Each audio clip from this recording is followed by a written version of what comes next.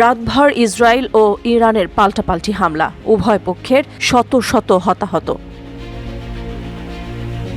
যুক্তরাষ্ট্রের সঙ্গে পরমাণু কর্মসূচি নিয়ে আলোচনার মধ্যে ইরানে হামলা করল ইসরায়েল। বৃহস্পতিবার দিবাগত রাত 3:30টায় ইরানের হামলার নাম দেয়া হয় অপারেশন রাইজিং লায়ন। হঠাৎ হামলায় ইরানের পরমাণু বিজ্ঞানী সহ শীর্ষ সামরিক কমান্ডাররা নিহত হন।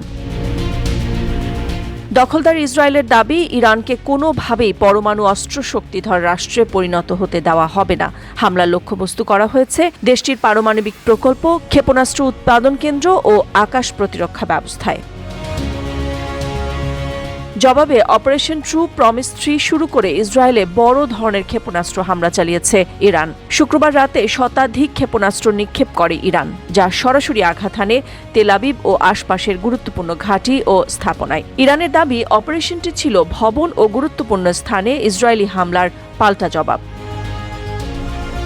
ইসরায়েলের হামলার প্রতিক্রিয়ায় ইরান যে প্রতিশোধ নেবে তার ইঙ্গিত বহু আগেই মিলেছিল। ইরান জানিয়েছিল তারা একসাথে 600-রও বেশি হাইপারসনিক ব্যালিস্টিক মিসাইল ছোড়ার সক্ষমতা অর্জন করেছে। এ তথ্য সামনে আসার পর থেকেই নিরাপত্তা বিশ্লেষকরা বলছিলেন, ইসরায়েল যদি উত্তেজনা বাড়ায় তবে তার পরিণাম ভয়াবহ হতে পারে।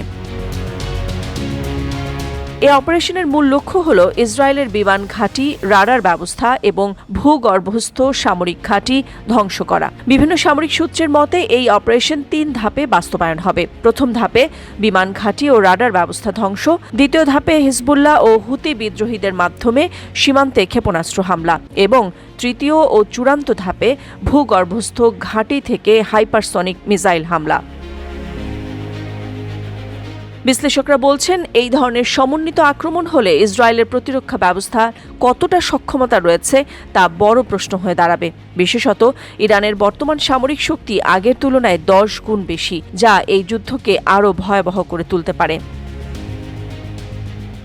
এদিকে এই যখন পরিস্থিতি, ইরানের বিরুদ্ধে যুদ্ধজাহাজ পাঠাচ্ছে যুক্তরাষ্ট্র। ওয়াশিংটন পোস্টের এক প্রতিবেদনে এ তথ্য জানানো হয়। মার্কিন নৌবাহিনীর বরাত দিয়ে সংবাদ মাধ্যমটি জানায়, ব্যালিস্টিক ক্ষেপণাস্ত্র প্রতিরোধে সক্ষম ধ্বংসকারী যুদ্ধজাহাজ USS থমাস হান্ডারকে পশ্চিম ভূমধ্যসাগর থেকে পূর্ব ভূমধ্যসাগরের দিকে যাত্রা শুরু করতে নির্দেশ দেওয়া হয়েছে। এছাড়া আরেকটি ক্ষেপণাস্ত্র ধ্বংসকারী জাহাজকেও অগ্রসর হওয়ার নির্দেশ দেওয়া হয়েছে। এমন পরিস্থিতিতে বিশ্লেষকদের মতে মধ্যপ্রাচ্যের এই সংঘাত বিশ্বকে কি আবার কোনো কঠিন অবস্থার সম্মুখীন করছে? নাদিরা জাহান, নিউজ ডেস্ক, সারা বাংলা।